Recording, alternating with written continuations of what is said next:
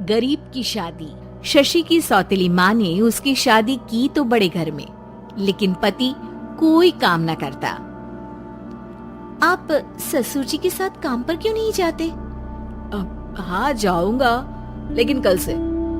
आज जरा मैं दोस्तों के साथ घूमने जा रहा हूँ। शशि के 2 बच्चे होते हैं, लेकिन रमेश का हाल वैसा का वैसा ही रहता है। एक दिन, सुनिए ना, बच्चा रो रहा है, इसके दूध के लिए पैसे नहीं है। अरे तो पिताजी से ले लो ना। क्यों? अगर आप में कमाने की क्षमता नहीं थी तो शादी क्यों की? तभी घर आई बड़ी ननद बोल पड़ती है, आहा, तुम्हारी माँ को साफ साफ कह दिया था कि लड़का ना कमाता है ना कभी कमाएगा। हम 4 बहनें हैं इसका ख्याल रखने के लिए, और पिताजी का इतना सारा पैसा, तुम्हें किस चीज की कमी रखी है? लेकिन थोड़े ही सालों में तकदीर बदल जाती है। शशि का ससुराल गरीब हो जाता है। सब बिकने के बाद शशि अपने पति, बच्चे और सास के साथ किराए के मकान में आ जाती है। मैं कोई नौकरी करना चाहती हूँ दीदी। अरे इतने बड़े घर की बहू थी शशि, तुम नौकरी करोगी? नहीं नहीं नहीं नहीं। नहीं करूंगी तो घर कैसे चलेगा? बच्चों को भी तो पालना है ना। तभी शशि का भाई आ जाता है। शशि, ये ले राशन का सामान, किसी भी तरह की कोई भी जरूरत हो तो बताना। भाई, अब मैं नौकरी करूंगी।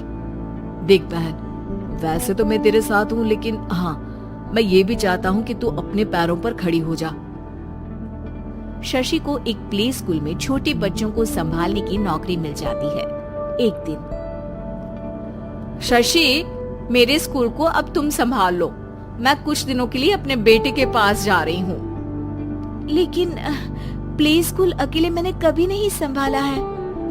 अब ये सब मैं नहीं जानती। इतने महीनों में तूने जो देखा, बस पूरे आत्मविश्वास के साथ उसे करना। शशि नीलम के जाने के बाद पूरे 1 महीने उसका स्कूल अकेले संभालती है, और फिर एक दिन आता है जब वो अपना खुद का स्कूल भी खोल लेती है। वाह शशि, तुमने आज मेरा सर गर्व से ऊंचा कर दिया। तुम्हारा यही आत्मविश्वास तुम्हें बहुत आगे ले जाएगा। नीलम, बहुत आगे जाने की चाह नहीं है, बस ये छोटा सा स्कूल मेरे बच्चों की अच्छी शिक्षा में मेरी मदद करे, यही मैं चाहती हूँ। शशि थोड़े थोड़े पैसों से ही अपना परिवार पाल रही थी। एक दिन उसके घर उसकी बड़ी ननद आती है। अरे भाभी, घर में कूलर तो लगा लेती, मेरी माँ को कैसे पंखे में लिटा रखा है। अरे तो शशि कौन सा एसी लगा कर सो रही है, वो भी तो यहीं रहती है ना मेरे पास। ज्यादा यहाँ आकर मेरी बहू को परेशान न किया करो। हाँ, मुझे भी शौक नहीं है इस छोटे से घर में आने का। मैं तो बस ये बोलने आई थी कि मेरे बेटे की शादी है तो ननिहाल का जो नेग होता है वो ले आना। हाँ, जितना बनेगा कर देंगे, और ना हुआ ना तो वो भी नहीं करेंगे। तभी शशि बोल पड़ती है, अरे नहीं माँ जी, रीटा घर की बेटी है, उसके ससुराल वाले उससे शादी पर पूछेंगे कि मायके से क्या मिला। रीटा, तुम मुझे सामान की लिस्ट भेज देना, मैं पूरी कोशिश करूंगी कि तुम्हारी हर डिमांड को पूरा करें। अच्छा, मैं खाना लगाती हूँ। शशि ये बोलकर किचन में चली जाती है। धीरे धीरे कर शशि किसी न किसी तरह अपनी सारी ननदों की डिमांड भी पूरी करती, बच्चों की ख्वाहिशें भी और उनकी पढ़ाई के लिए पैसे जोड़ती। एक दिन जब शशि का बेटा 12वीं पास करके आता है, माँ, अब तुझे काम करने की जरूरत नहीं है, मैं अब कोई ना कोई नौकरी करके पढ़ाई भी साथ कर लिया करूंगा। शशि को लगता है कि बेटा और आगे पढ़ाई करे, लेकिन वक्त की मार के कारण वो बेटे को काम के लिए हाँ कर देती है। अब बेटा एक बैंक में चपरासी बन जाता है। लड़का देखने में तो बड़ा अच्छा है, अंग्रेजी भी पटर पटर बोलता है, फिर चपरासी क्यों? लड़का सारी बात मैनेजर को बता देता है। अच्छा, तो मैं तुझे एक मौका देता हूँ, तू यहाँ रहकर दूसरे डिपार्टमेंट का भी काम सीख। अगर तू किसी एक का भी काम अच्छे से सीख गया तो मैं तुझे यहाँ टेबल चेयर में बैठने वाली नौकरी दे दूंगा। लेकिन एक दिन शशि की ननद उसे फोन करती है। अरे भाभी, देखो मायका तो मेरा तुम लोगों से ही है। मैंने आपके बेटे और मेरे भतीजे प्रदीप के लिए यहाँ एक नौकरी देखी है, पूरे 5,000 मिलेंगे। वैसे करता ही क्या है, चपरासी ही तो है ना। कोई बात नहीं रीटा, मैं उसे इस शहर के बाहर नहीं भेजना चाहती हूँ। बाकी वो शाम को आएगा तो मैं पूछ लेती हूँ। वहीं प्रदीप मैनेजर की बात से खुश हो जाता है और मैनेजर के काम पर ही नजर रखने लगता है। वो उनकी तरह के पेपर पढ़ता, काम करता और आने वाले लोगों की बातें सुनता।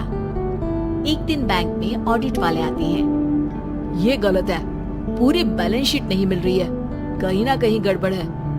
ए मैनेजर, क्या करते हो? बैंक के पैसों का हिसाब सही नहीं है। मैनेजर के पसीने छूट जाते हैं। तभी प्रदीप वहां जाता है। अब क्या मैं ये बैलेंस शीट देख सकता हूँ? अरे बेटा मजाक नहीं, जाओ पानी लेकर आओ एक गिलास। प्रदीप मैनेजर को पानी लाकर देता है और फिर ऑडिटर से कहता है, देखिए सर, मैं आपको बता सकता हूँ कि कैसे बैलेंस शीट को आप लोग गलत तरीके से जोड़ रहे हैं। ऐसा बोलकर प्रदीप एक एक कर सारे डाउट क्लियर कर देता है। अरे हाँ, ये तो पॉइंट हमने देखे ही नहीं थे। गुड, कौन है ये बच्चा? तभी मैनेजर बोल पड़ता है, अब हमारे यहाँ अकाउंट में नया आया है। ऑडिटर के जाने के बाद, वाह प्रदीप, आज तो तुमने मेरी नौकरी बचा ली। और आपने भी तो मेरी नई नौकरी लगा दी, अकाउंटेंट की। बस फिर क्या था, प्रदीप ने एक बार जो सफलता की सीढ़ी चढ़ी, बस चढ़ता ही चला जाता है। फिर एक दिन शशि की ननद, अरे भाभी कैसी हो? घर को तो बड़ा ही सुंदर चमका रखा है। अरे बेटी, कैसे आना हुआ? तू तो इस छोटे से घर में आना भी नहीं चाहती थी, कोई खास काम है क्या?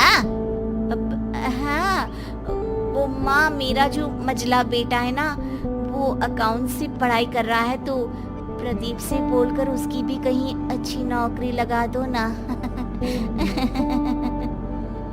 सास और शशि समझ जाते हैं कि कैसे पैसे आते ही लोगों के बात करने के तरीके से लेकर रिश्ते निभाने तक में बदलाव आ जाता है।